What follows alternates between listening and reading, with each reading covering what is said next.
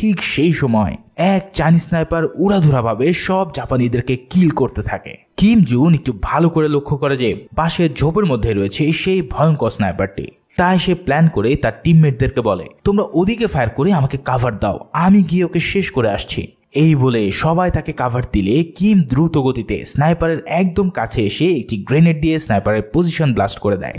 এর ফলে স্নাইপার পালিয়ে যাওয়া শুরু করলে কিম তার পিছু নিয়ে অবশেষে সে স্নাইপারকে ধরে ফেলতে সক্ষম হয়। তবে স্নাইপারের ফেস মাস্ক খুলেই তারা অবাক হয়ে দেখে যে এই স্নাইপার অতি সুন্দরী একজন চাইনিজ মেয়ে। এক মেয়ে স্নাইপার হয়ে যে এত বেস্ট শট নিতে পারে কিমের তা কল্পনার বাইরে ছিল। এরপর টিম কমান্ডার সেই মেয়েটিকে ধরে নিয়ে এসে অনেক টর্চার শুরু করে। সেখানে তার পরিচয় জানতে চাইলে সে জানায় তার নাম সিরাই আর সে মঙ্গোলিয়ান এক গ্রামের বাসিন্দা। কিছুদিন আগে এই জাপানি সোলজাররা তার বাবার সামনে তাকে ও তার মাকে রেপ করে। এরপর থেকেই সিরাই তার জীবনের মায়া ত্যাগ করে নেমে পড়ে জাপানিদের হত্যা করতে। ওদিকে জাপানের এই ব্যাটালিয়নে কোরিয়ান শাস্তি পাওয়া সোলজাররা ছিল খুবই নিপীড়িত। তাদের চুন থেকে পান খসলেই জানোয়ারের মতো পেটানো হতো। এরপর সিরাইকে টেনে হেসড়ে নিয়ে যাওয়া হয় মাটির নিচের জেলখানায়। আর আমরা দেখতে পাই এত যুদ্ধের মধ্যেও কিম জুন তার ম্যারাথন চ্যাম্পিয়ন হওয়ার আশা শেষ করে দেয়নি। সবাই যখন ঘুমে ব্যস্ত তখন কিম পুরো ব্যারাকের মধ্যে রানিং করে তার ম্যারাথনের স্বপ্ন ঠিকই বাঁচিয়ে রেখেছে। পরের দিন সকালে বড় একজন কমান্ডার তাদের ব্যারাকে আসবে শুনে সবাই যখন টোটস্থ হয়ে পড়ে তখন দেখা যায় এই বড় অফিসারটি আর কেউই নয়, সে ছিল স্বয়ং ম্যারাথন চ্যাম্পিয়ন তাতসুয়ো হাসাগেওয়া। আসলে যুদ্ধ ঘোষণার পর তাতসুয়ো তার সব ছেড়ে নিজের দেশের জন্য কর্নেল হিসেবে আর্মিতে যোগ দেয়। তাকে দেখে তো কিম জুন একদমই অবাক হয়ে পড়ে। যে কিনা ছিল তার কম্পিটিটর এখন সে হলো তার কমান্ডার। তাতসুয়ো কিমকে দেখে চিনে ফেলে, কিন্তু তাকে দেখে সে কোনোই পাত্তা দেয় না। তাতসুয়ো এখানে এসেছে এই ব্যাটালিয়ন কমান্ডারকে শাস্তি দিতে, কারণ এই কমান্ডার সেদিনের যুদ্ধে জীবনের ভয়ে পালিয়ে এসেছিল। তাই যুদ্ধক্ষেত্রে ভীরুর মতো পালিয়ে আসার কারণে তাকে হিরাকিরি মানে আত্মহত্যা করে মরতে হবে। সেই কমান্ডার পালিয়ে এসেছিল সৈনিকদের প্রাণ বাঁচানোর জন্য, কিন্তু তার দায়ে নির্দয় জাপানি কমান্ডার তাকে বাধ্য করে আত্মহত্যা করার জন্য। এমন নিষ্ঠুরতা দেখে কিম সহ সবাই একদম স্তম্ভিত হয়ে পড়ে আর বুঝতে পারে এই তাতসুয়ো তার উপরেও পার্সোনালি প্রতিশোধ নেবে।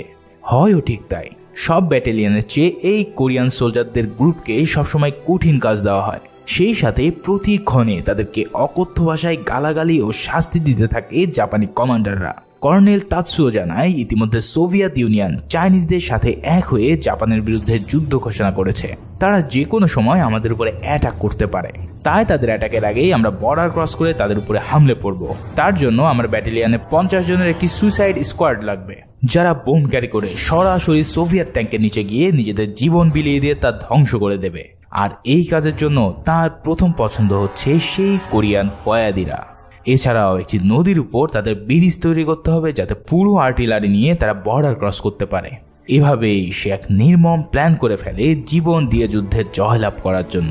এখানে যে তাতসুয়োকে আমরা দেখতে পাই সে একদম একরোখা আর নির্ভীক। এক রাতে তাতসুয়ো দেখতে পায় কিম জুন প্রতি রাতে তার প্র্যাকটিস চালিয়ে যাচ্ছে। এই কাণ্ড দেখে তার মেজাজ গরম হয়ে যায় আর সে সব কোরিয়ানদের রুম সার্চ করে তাদের সকল পার্সোনাল জিনিসপত্র পুড়িয়ে দেয়। সে সব জিনিসপত্রের মধ্যে কিম জুনের শেষ সম্বল তার জুতোটিও ছিল। সেটা হারিয়ে কিম জুন অনেক কান্নায় ভেঙে পড়ে। মানুষ কত নিষ্ঠুর হলেই এমন কাজ করতে পারে তা কিম আগে বুঝতে পারেনি। এরপর যুদ্ধের আগে ফাইনাল ব্রিফিংয়ে তাতসুয়ো যখন ঘোষণা দেয় যে কোরিয়ানরাই হবে এই সুইসাইড স্কোয়াডের সদস্য, তখন কিম জুন তা এক বাক্যে না করে দেয়। কারণ তারা যুদ্ধে ভলেন্টিয়ারি করতে আসেনি, তাদেরকে জোর করে পাঠানো হয়েছে। তাই তাদের এই মিশনে পাঠানোর কোনো অধিকার নেই তাতসুয়োর হাতে। এই সব শুনে তাতসুয়ো তাদের উপর ব্যাপক ক্ষেপে যায় আর একজন কমান্ডারের আদেশ অমান্য করায় সে কিম জুনকে মৃত্যুদণ্ডে দণ্ডিত করে। মানে চিন্তা করা যায় কি হচ্ছে এখানে। মুভিটা এতটাই টানটান উত্তেজনার যে প্রতি মুহূর্তে তোমাকে একদম আটকে রাখবে সিনের সাথে। যাই হোক, কিমকে বন্দি করে রাখা হয় সেই চাইনিজ স্নাইপার সিরাইয়ের সাথে। সিরাইকে প্রথম দেখাতেই কিমের অনেক মায়া হয়েছিল, কারণ তারও নিজের একটা ছোট বোন রয়েছে।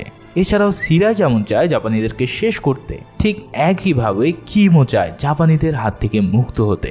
কিন্তু নিয়তি আজ তাকে এমন এক কঠিন পরিস্থিতিতে নিয়ে এসেছে। সকাল হলেই সিরাইয়ের সাথে সাথে কিম জুনকেও কাটানার আঘাতে মরতে হবে। কিন্তু দেখা যায় গভীর রাতে কিমের 3 বন্ধু সেখানে উপস্থিত হয় তাকে বাঁচানোর জন্য। তাদের প্ল্যান হলো এই রাতে বর্ডার ক্রস করে দেশে চলে যাওয়ার সময় কিম অনুরোধ করে সিরাইকেও তাদের সাথে নিতে। সবাই তাতে রাজি হয়ে গেলে রাতের অন্ধকার শেষ হওয়ার আগেই তারা পাগলের মতন ছুটতে থাকে বর্ডারের দিকে। কিন্তু নদী পার হওয়ার সময় কিম দেখতে পায় দূর দিগন্তের মাটি কাঁপিয়ে শত শত ট্যাঙ্ক আর আর্মি নিয়ে সোভিয়েতরা আসছে জাপানিদের উড়িয়ে দিতে। এটা দেখে কিম সিদ্ধান্ত নেয় হামলার আগেই ব্যারাকে গিয়ে সবাইকে সতর্ক করতে। কিন্তু তার বন্ধুরা বলে, তুই কি পাগল হয়েছিস? যারা এত কষ্ট দিচ্ছে আমাদের, তাদেরকে বাঁচানোর জন্য তুই কেন নিজের জীবন দিবি? কিন্তু কিম বলে, আমার জন্য যদি কিছু মানুষ বেঁচে যায় তাহলে সেটাই আমার সার্থকতা। তোরা চলে যা, বেঁচে থাকলে আবারও দেখা হবে। এই বলে কিম জুন তার শরীরে সর্বোচ্চ শক্তি দিয়ে দৌড় দেয় জাপানি ক্যাম্পের দিকে।